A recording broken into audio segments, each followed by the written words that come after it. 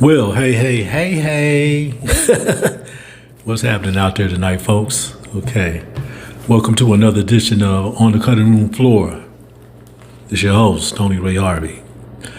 Podcasting from the beautiful area of Green Haven and the Pocket Road of Sacramento, California. Peace in. You know why I'm here, so let's get down to it. First of all, I do want to thank the host for the Chatty House, Manny, Katrina, and Kayon. I hope I'm pronouncing that brother's name right because he's a beautiful brother.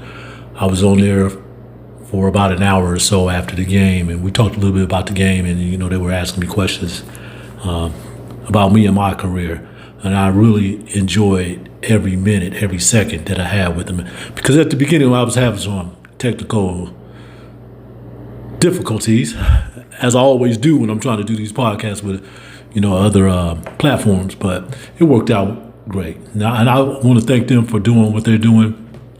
You mostly hear from them during D-Lo and Casey's show, radio show, 5 days a week.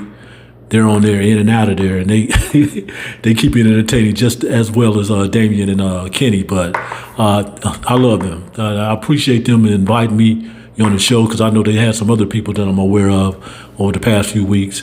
And hey, it's just shooting the breeze, basically.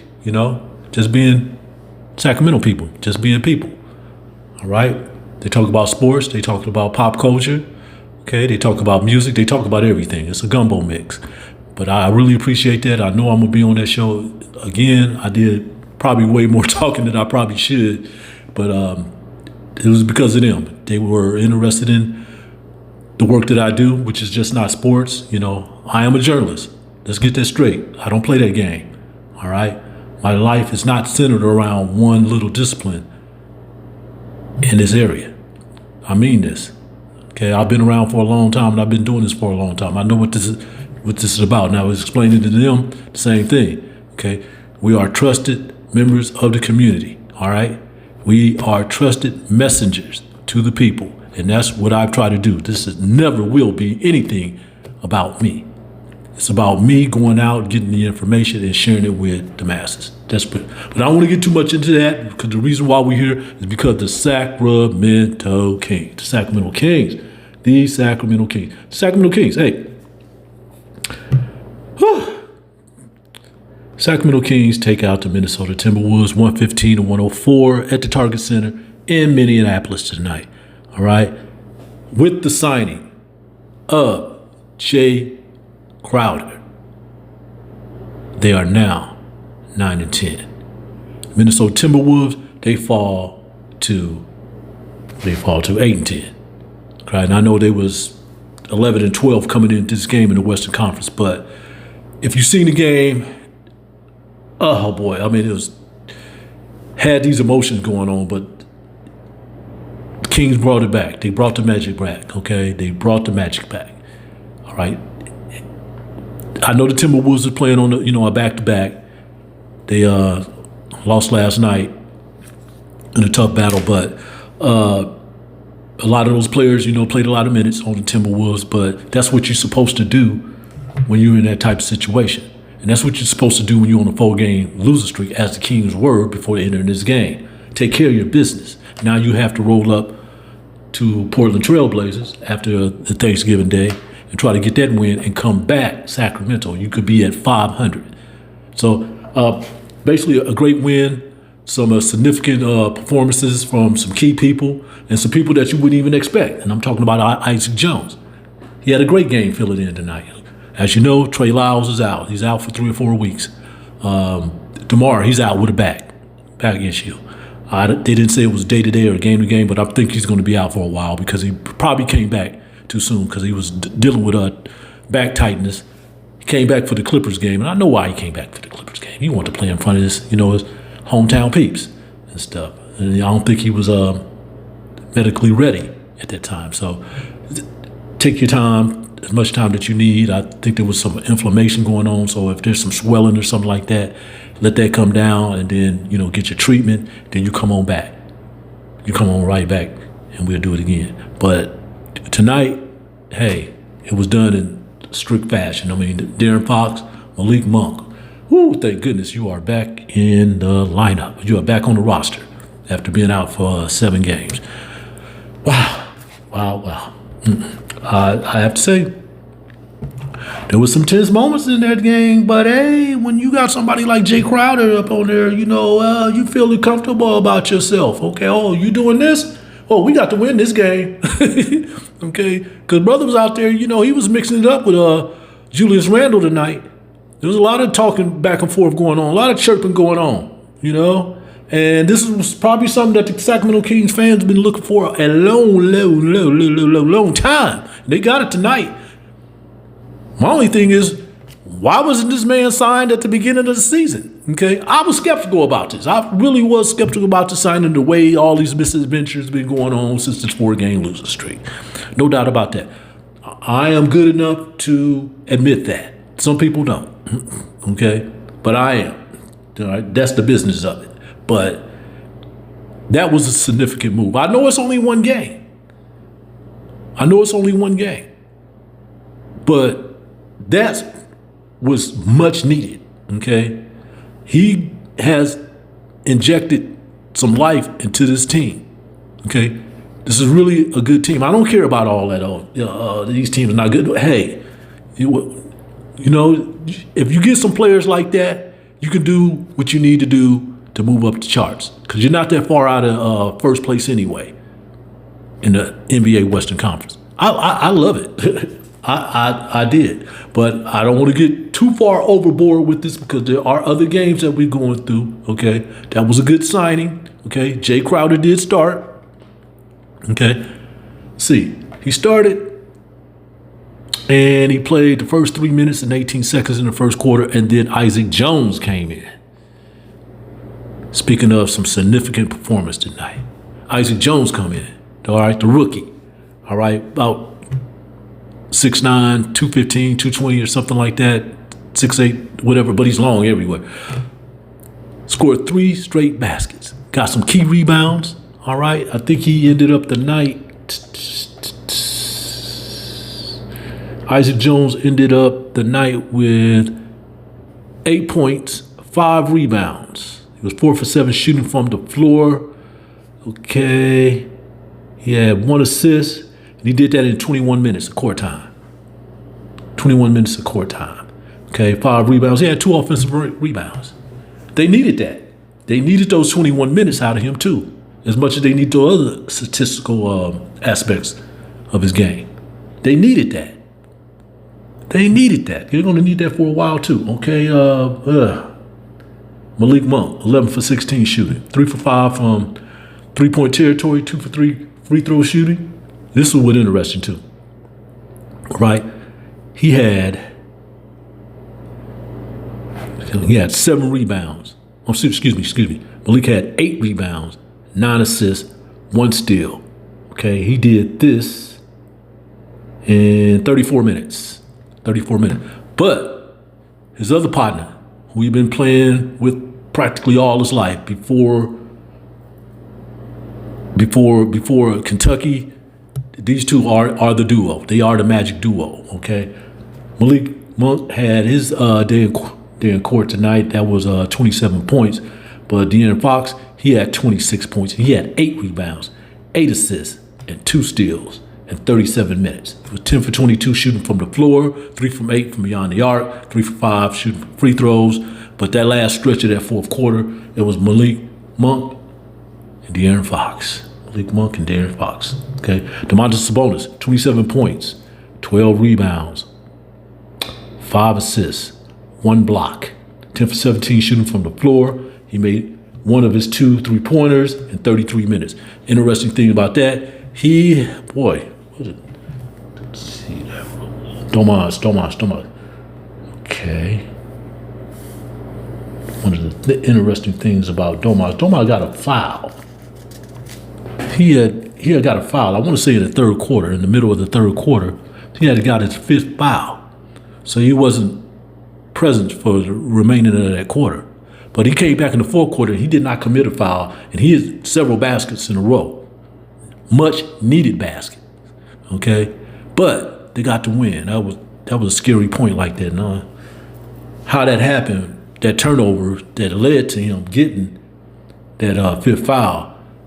Oh boy, that was scary. That was scary. But hey, he did what he needed to do when he got back in the fourth quarter. He had 27 points, 12 rebounds, and 5 assists. Once again, he was 6 of 7 shooting from the free throw line. Excellent. Excellent.